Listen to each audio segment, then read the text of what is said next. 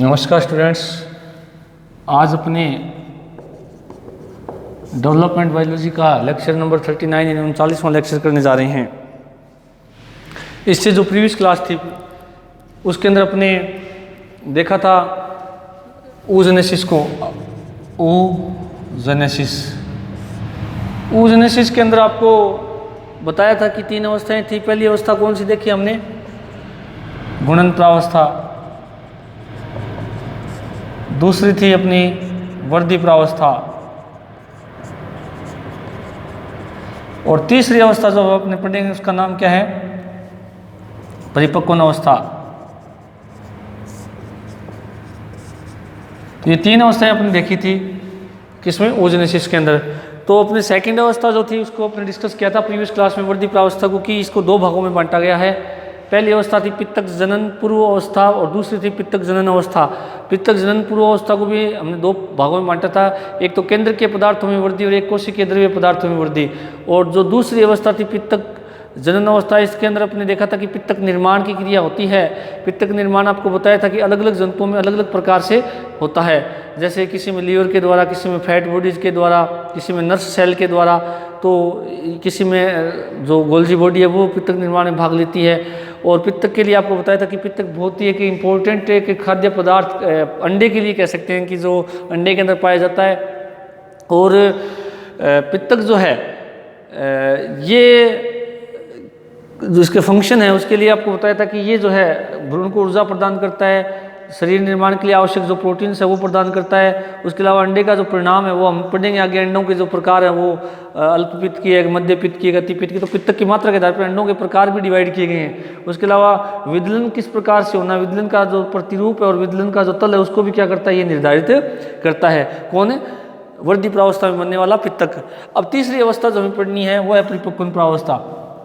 परिपक्वन प्रावस्था में यदि हम बात करें तो परिपक्वन का मतलब क्या है यहाँ पर कि मैच्योर होना। मैच्योर होने का मतलब यहाँ पर क्या है कि कोई हमें क्या जो युग्मक है वो क्या चाहिए? एगुणित चाहिए, हैप्लॉइड चाहिए।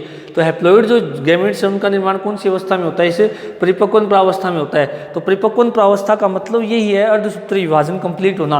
अब आपको पता है अर्धसूत्री 2 भागों में कंप्लीट होता है, अर्धसूत्री फर्स्ट और अर्धसूत्री सेकंड अवस्था में कंप्लीट होता है। अर्धसूत्री फर्स्ट और अर्धसूत्री जब सेकंड होते हैं तो उसके पश्चात में जो संरचना बनती है वो हैप्लॉइड ओआ बनते हैं। वो ओआ आगे जाकर के फर्टिलाइजेशन या निषेचन में भाग लेता है। तो अब अपने बात करने जा रहे हैं परिपक्वन प्रावस्था की।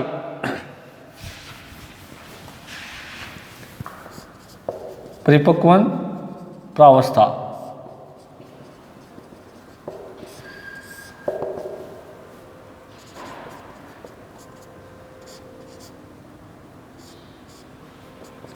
इस अवस्था में अर्धसूत्री विभाजन संपन्न होता है, जिससे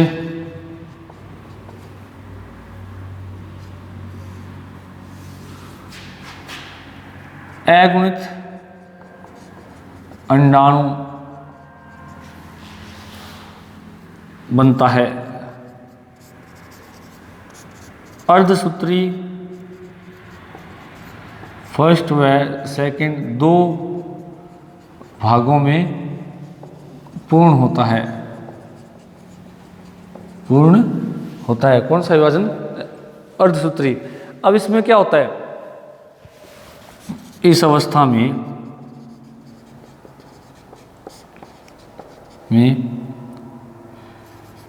प्राइमरी oocyte में अर्धसूत्री फर्स्ट होता है,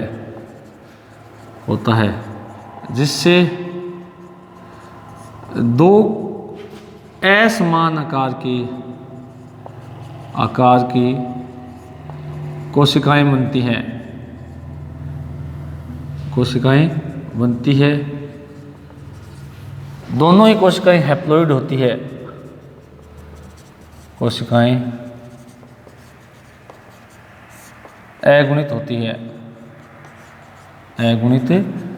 है। अब देखिएगा अगुणित का मतलब क्या हुआ? कारण क्या है? क्योंकि अर्धसूत्री फर्स्ट जो है वो आपको पता है कि इसको न्यूनकारी विभाजन भी कहा जाता है, क्योंकि इस अवस्था के अंदर जो है गुणसूत्रों की संख्या क्या रह जाती है, मात्र कोशिका से आधी रह जाती है।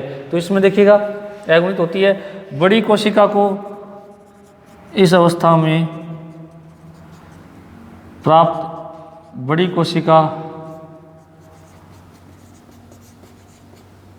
सेकेंडरी oocyte कहलाती है, oocyte, व छोटी कोशिका पोलर बॉडी फर्स्ट कहलाती है। क्या कहलाती है? पोलर बॉडी फर्स्ट कहलाती है। अब क्या होगा अगली स्टेज के अंदर? अब इन दोनों ही कोशिकाओं में, दोनों ही सेल्स में अर्धसूत्री सेकंड विभाजन होता है, विभाजन होता है।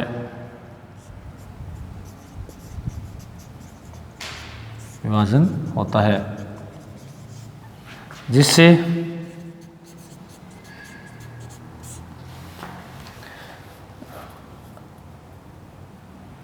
सेकेंडरी oocyte से फिर दो असमान कोशिकाएं बनती है, सेल्स बनती है। इसमें से बड़ी सेल ओवा कहलाती है, जबकि छोटी कोशिका को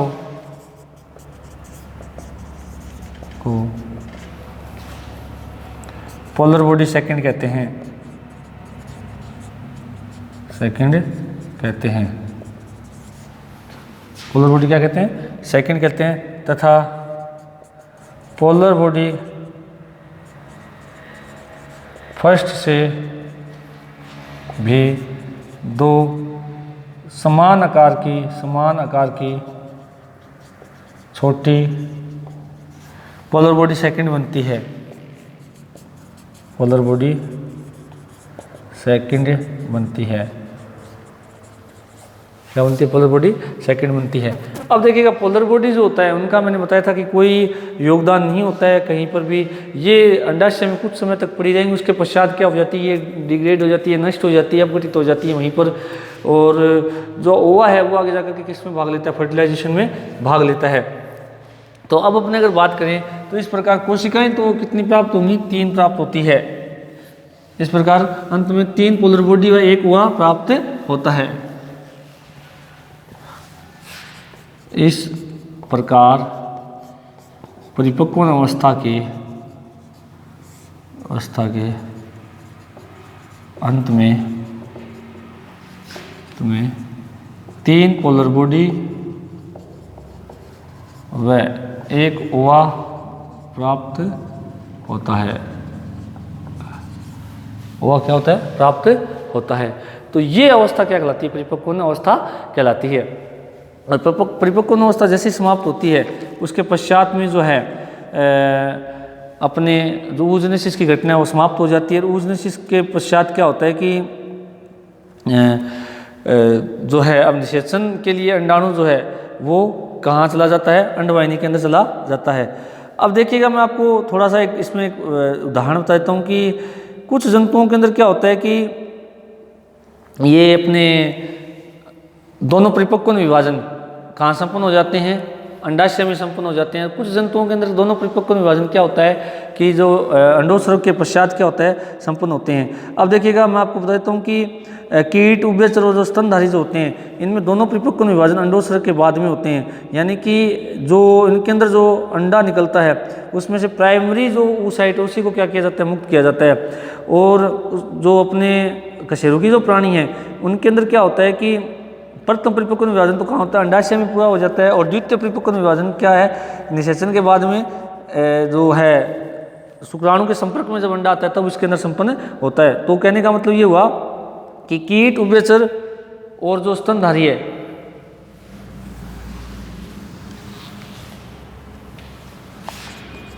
कीट, उभयचर व स्तनधारी में जो द्वितीयक परिपक्व विभाजन है या दोनों जो परिपक्व विभाजन कहाँ होते हैं, अंडोत्सर्ग के बाद में होते हैं। में द्वितीय परिपक्व विभाजन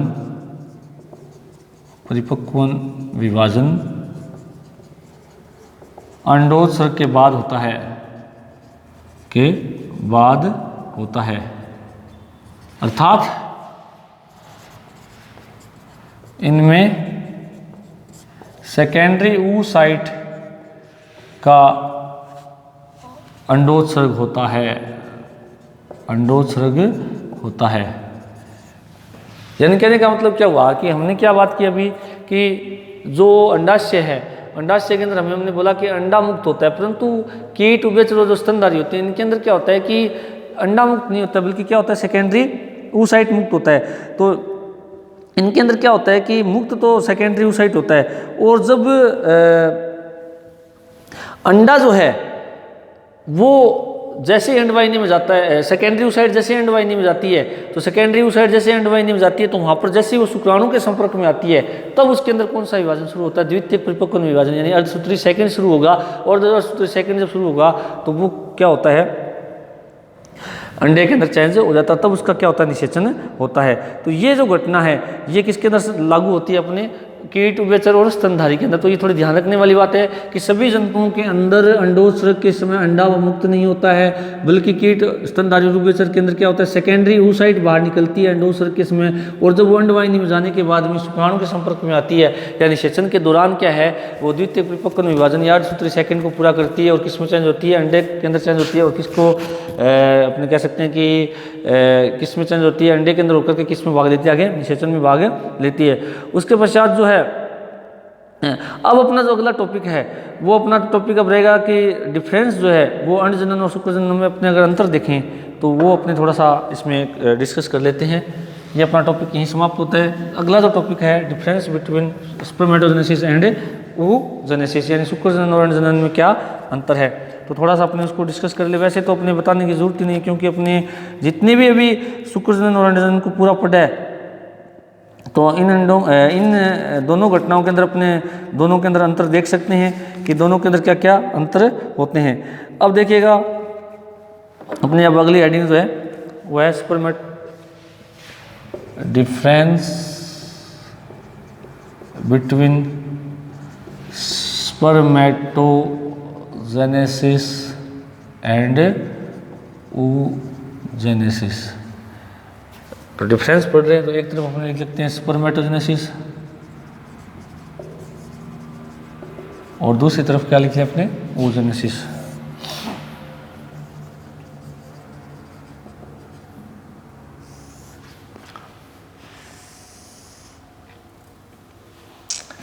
पहली घटना स्पर्मेटोजेनेसिस जो है वो कहाँ होता है, वर्षण में होता है। ये घटना टेस्टिस में संपन्न होती है, क्योंकि ये कहाँ पर होती है, ये घटना अंडाशय में संपन्न होती है। अंडाशय में संपन्न होती है, ये अपने को ध्यान ही, ये तो बहुत बेसिक बात है कि स्पर्मेटोजेनेसिस शुक्राणु निर्माण की क्रिया कहाँ होती है, वर्षण में होती है, और अंडाणु निर्माण की क्रिया कहाँ होती है, अंडाशय में होती है। उसके पश्चात स्पर्मेटोजेनेसिस की घटना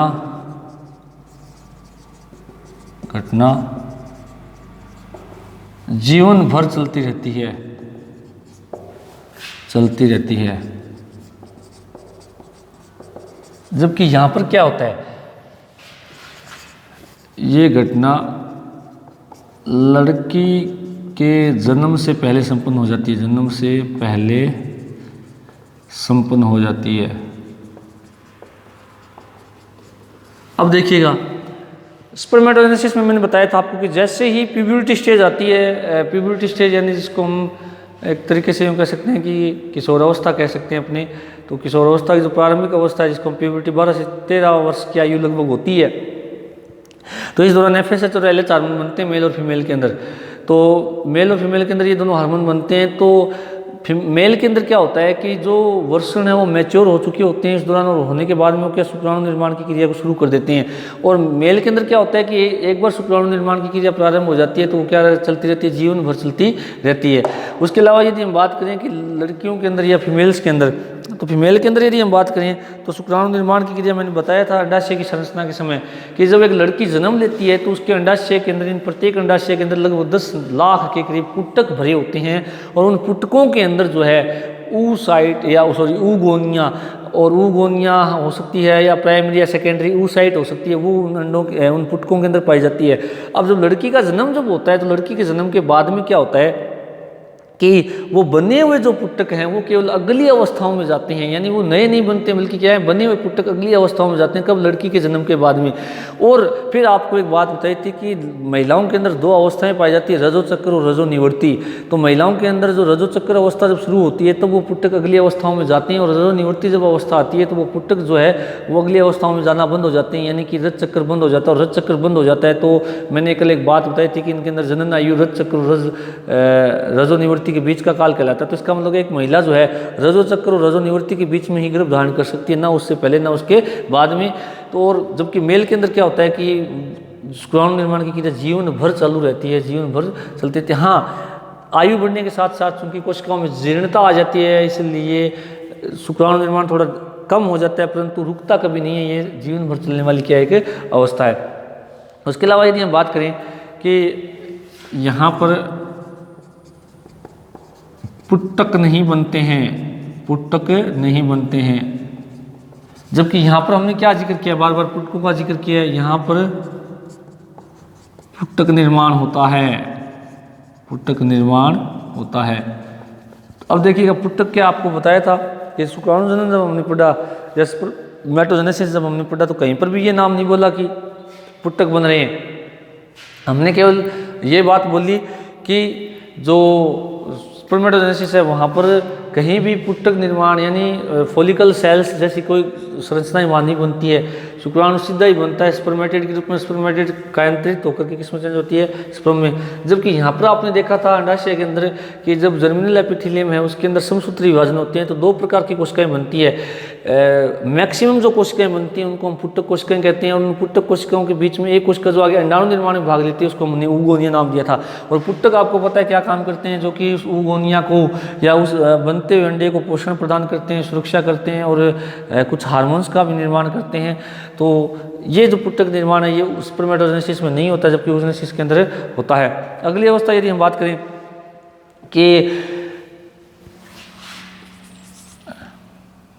यहाँ पर वृद्धि अवस्था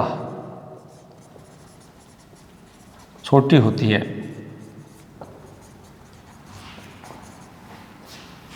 वह सभी शुक्राणु वृद्धि अवस्था में प्रवेश करते हैं, अवस्था में प्रवेश करते हैं। जबकि यहाँ पर क्या होता है, यहाँ वृद्धि प्रावस्था लंबी होती है, वह केवल एक ही oogonia इस अवस्था में प्रवेश करता है, में प्रवेश करता है। ठीक है, तो अब देखिएगा यहाँ पर वृद्धि प्रावस्था क्या होती है, छोटी होती है, कुछ इस समय की होती है, और सभी शुक्राणु का मतलब यहाँ पर स्पर्मेटोगोनिया की बात हो रही है, तो सभी स्पर्मेटोगोनिया किसमें प्रवेश करेंगे, ग्रोथ स्टेज के अंदर। ग्रोथ स्टेज के अंदर क्या होता है कि साइटोप्लाज्मिक और जो न्यूक्लियोप्लाज्मिक पदार्थ उनकी संख्या में क्या होती है, वृद्धि होती है, जबकि यहाँ पर वृद्धि प्रावस्था लंबी होती है। अब लंबी होने का रीजन मैंने बताया हुआ है कि लंबी क्यों होती है, क्योंकि यहाँ पर पित्तक निर्माण की अवस्था चलती है, पित्तक निर्माण होता है और पित्तक निर्माण में समय लगता है। और मैंने बताया था कि वृद्धि प्रावस्था को हमने 2 भागों में बांटा था, पित्तक निर्माण पूर्व अवस्था और पित्तक निर्माण अवस्था। तो पित्तक निर्माण जो पूर्व अवस्था है उसके अंदर कोशिका द्रव्य और केंद्र के पदार्थों में वृद्धि होती है, जबकि यहाँ पर जो पित्तक निर्माण भी होगा साथ में, तो पित्तक निर्माण में भी क्या लगता है, समय लगता है। और मैंने बताया था इसका टाइम बहुत अधिक होता है, जैसे मेंढक में इसका टाइम लगता है 2.5 से 3 साल वृद्धि प्रावस्था में, मनुष्य के अंदर 14 दिन लगता है इसमें अपने ये जंतु जो चूहा होता है उसके अंदर 16 दिन का समय लगता है, जबकि जो यहाँ पर शुक्राणु निर्माण के समय जो वृद्धि प्रावस्था होती है वो इतनी बड़ी नहीं होती है, वो क्या होती है कुछ ही समय की होती है। तो इस प्रकार से ये आज अपने 4 अंतर पढ़े स्पर्मेटोजेनेसिस और ओजेनेसिस में। अब जो बचे हुए अंतर हम अपने कल नेक्स्ट क्लास में पढ़ेंगे। Thank you.